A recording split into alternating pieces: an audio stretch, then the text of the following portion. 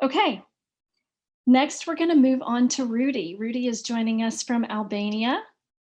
And so, Rudy, why don't you tell us more about the amazing question strategy and what you've seen God do through that on Facebook? Yeah, my pleasure. I'm happy to be with you here today. Well, I will share about this new strategy that we in Central Europe tried since Easter. And I want to encourage those who are new to digital tools. It's been a journey of faith and excitement for us and our staff who went through this. Basically, the strategy is based on what we call amazing question. It's an evangelistic tool that we use on our training for our staff on how to engage on face-to-face gospel conversations. So we adopted this into the digital space using social media, basically Facebook, because it's one of the most used platforms in our area. Bots and the gospel, we have connected bots with a fan page and through the manage chat. And here is, you can see we used an advertisement who can look like this. This was used in Belarus. And the advertisement says something like that. Imagine there is someone who can help you. A lot of people found a way out by answering his amazing question. Do you want to know more about it? I forgot to mention that the advertisement is connected with the story of Jesus giving sight to the blind man. And on that story, Jesus asked him, what do you want me to do for you? So this is what we call the amazing question. Once someone clicks on the advertisement, they are led to this personal chat.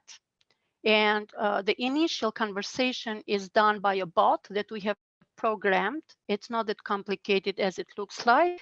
And then it shows the clip from the Jesus film when Jesus gives sight to Bartimaeus. And then at the end, every person is given a personalized question. Let's say, Rudina, if Jesus was here today and would ask you, what can I do for you? How would you answer?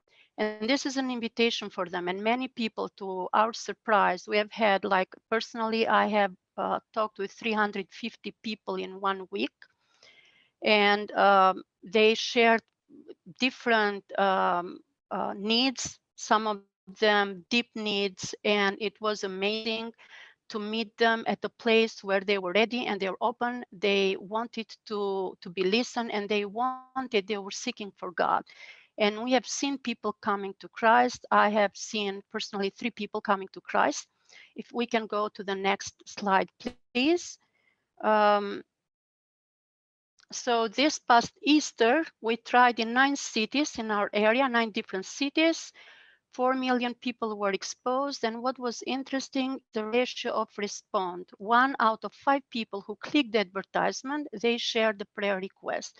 And then our volunteers, we had teams of volunteers. And the cool thing about this is that you can involve volunteers from young believers to more mature believers in different levels of the outreach. Those who are young, they can pray for the requests that come in. Those who are more mature, they can respond and share the gospel with people. All is done through the fan page. So you answer in the name of the fan page, not on a personal way. We saw 2 people coming to our church here in Tirana. I've put here stories of 3 E's because in Albania it's common. Many names start with E. So the guy that you see on the picture, his name is Erion. He was the first one who came to Christ.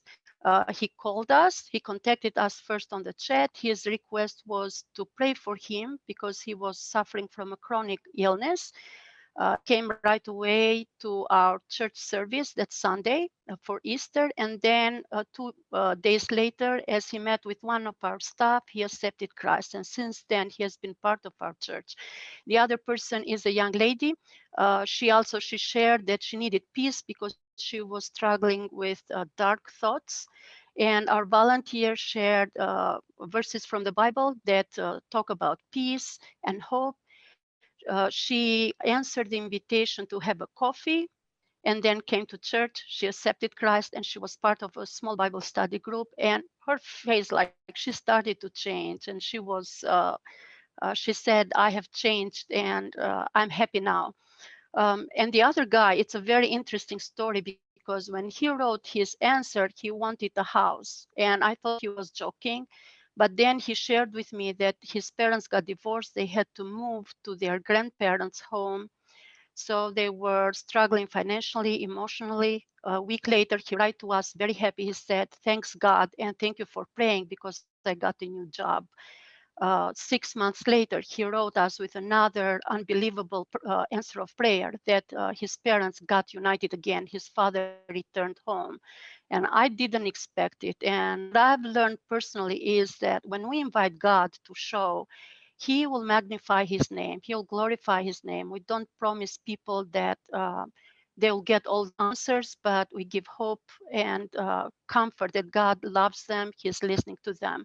Now, we are adjusting this tool, the system of it, we are adjusting in the context of the coronavirus. So the bots that we have created, they send a Bible verse that addresses anxiety and then a very short prayer. And then we engage with them in a personal conversation. This is the cool thing about this, that you go straight into gospel, not gospel, I mean personal conversation, and then you can lead smoothly to the gospel, and we do a training for that.